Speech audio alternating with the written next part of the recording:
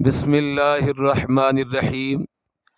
شب برات عبادت کی رات ہے۔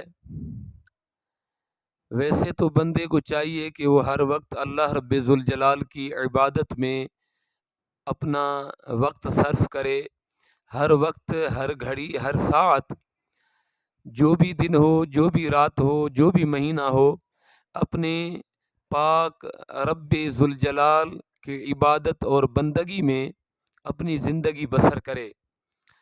یہ شب برات بھی اللہ کریم جل شانہ کی عبادت اور بندگی کی رات ہے۔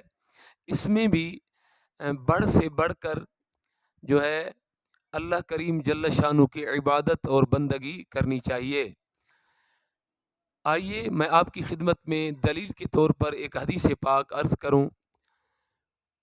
ان علی بن ابی طالب رضی اللہ تعالیٰ عنہ قال قال رسول اللہ صلی اللہ علیہ وسلم اذا كانت لیلۃ النصف من شعبان فقوموا لیلها وصوموا نہارها۔ یہ حدیث پاک سنن ابن ماجہ شریف جلد نمبر 1 اور اس کا صفحہ نمبر ہے 209 اور حدیث نمبر ہے 1388۔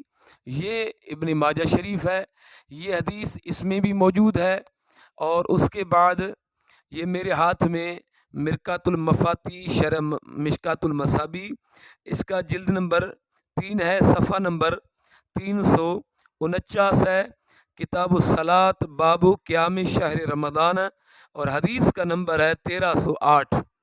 یہاں مشکات میں بھی حدیث موجود ہے۔ اس کے بعد یہ کتاب ہے الترغیب والترہیب، اس کی جلد نمبر 1 ہے، حصہ نمبر 2 ہے، اور صفحہ نمبر ہے 412۔ یہاں پر بھی یہی حضرت علی المرتضیٰ شیر خدا رضی اللہ تعالیٰ عنہ والی حدیث پاک موجود ہے۔ اور یہ چوتھی کتاب ہے میرے ہاتھ میں، کنز العمال، اس کا جلد نمبر 12 صفحہ نمبر ہے 140۔ یہاں پر بھی یہی حدیث پاک موجود ہے۔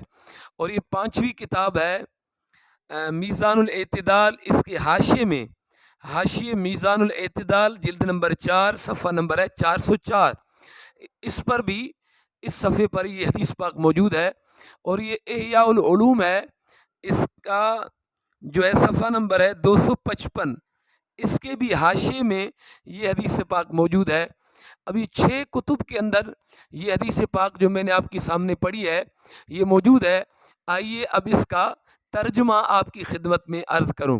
حضرت علی المرتضیٰ شیر خدا رضی اللہ تعالیٰ عنہ فرماتے ہیں کہ اللہ کے رسول صلی اللہ علیہ وسلم نے فرمایا، جب 15ویں شعبان کی رات ہو تو اس کی رات میں قیام کرو، یعنی عبادتیں کرو، اور اس کے دن کو روزہ رکھا کرو۔ تو حاضرین سامعین، اس حدیث پاک سے یہ پتہ چلا کہ 15ویں شعبان المعظم بھی اللہ رب ذوالجلال کی عبادت کی رات ہے، اور اللہ کریم جل شانہ کو راضی کرنے کی رات ہے۔ اس میں بڑھ سے بڑھ کر جو ہے اللہ کریم کی عبادت کرنی چاہیے، جس طرح کہ ہم مسلمان کرتے ہیں۔ اللہ کریم جل شانہ سے دعا ہے کہ اللہ رب کائنات اس بابرکت اور عظیم الشان رات کے اندر بہت زیادہ عبادت کرنے کی توفیق عطا فرمائے۔